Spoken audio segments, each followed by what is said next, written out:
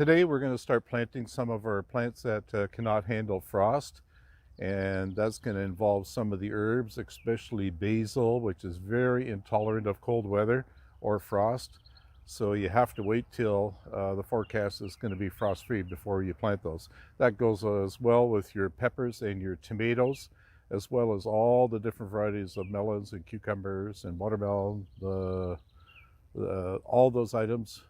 One, even a half decent frost, and you have to replace them all. So don't be in a hurry to plant them in the garden. We've had frost-free for the last week or two now, and the forecast looks good. We're going to start with basil. This is a new variety of basil that's on the market called pesto, and it is more intolerant of bolting, meaning that some of the plants, they'll get a certain size or a certain age, or they might get a little bit dry and then they go to flower instead of the leaves. It's the leaves that you want.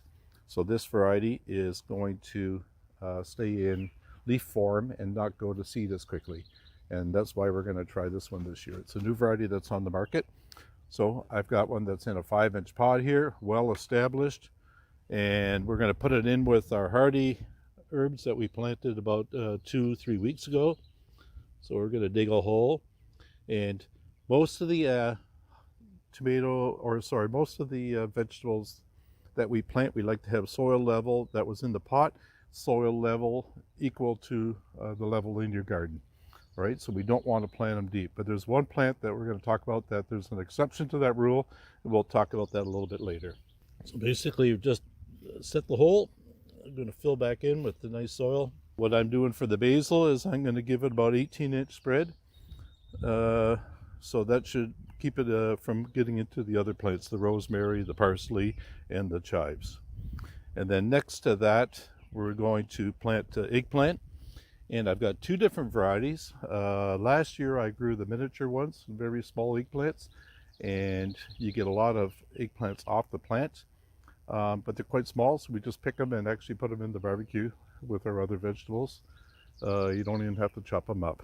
This variety is called Nadia. It's a little bit longer, elongated one, and that's a new one for me this year, so we're going to grow that one as well. Every year I like to try a few new varieties because some people have really good luck with one variety in their garden, depending on what type of soils or what kind of weather they get. Other people have good luck with a different variety again that others can't grow. So always try 1 or 2 or 3 new things every year. So this one here too, it's not going to take much room, about 18 inches wide, and it's going to get about 2 feet tall. So plant it in the middle of the garden. Again, soil level equal to the garden, and we'll backfill. And then about 18 inches over again, we're going to get the next one.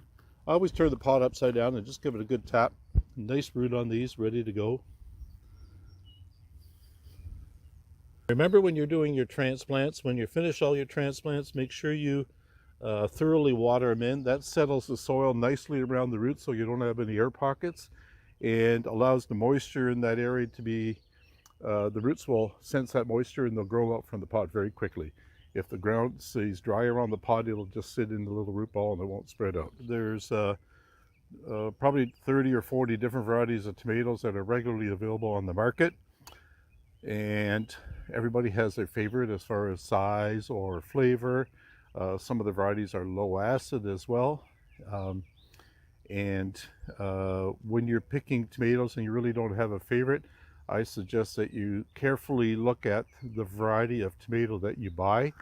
Many tomatoes are susceptible to different diseases, blights or a wilt disease, susceptible to nematodes. So when you buy your plants, there are a lot of varieties of tomatoes on the market that are resistant to a lot of diseases and viruses, and they usually will have a small marking on the tag with a V for verticillium or a F for fusarium blight.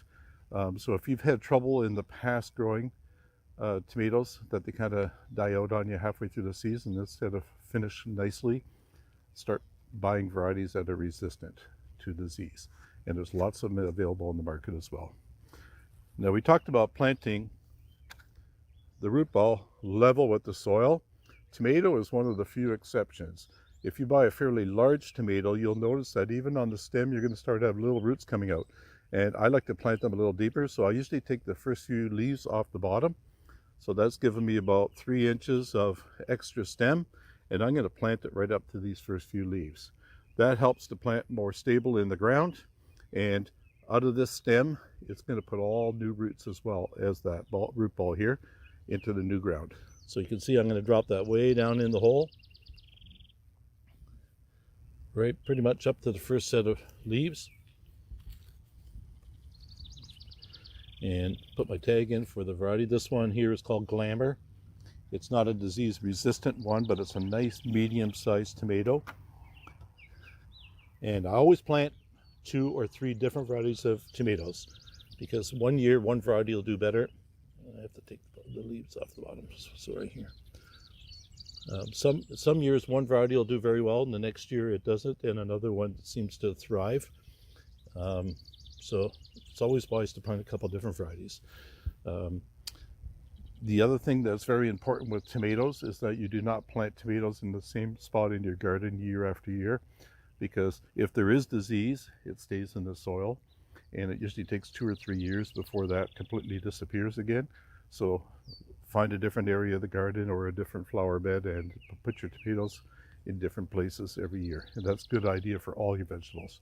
Never plant the same thing over and over and over the same spot. Asking for trouble. All right, so go around the other side here.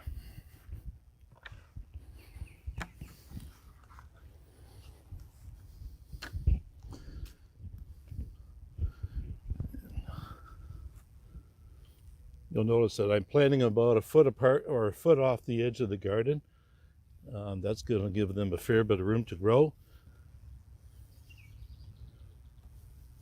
When you buy tomato cages, you can buy thin steel cages, or you can buy the heavier duty ones. These are the heavier duty ones, and I find that they're more expensive, but they last a lot more. You get a lot more years out of them, and when you get a big windy day, they're much more sturdy. So right over the center of the plant, and I like to wiggle them into the ground almost to that, till the ring is almost at ground level, and that should support your tomato for the entire season.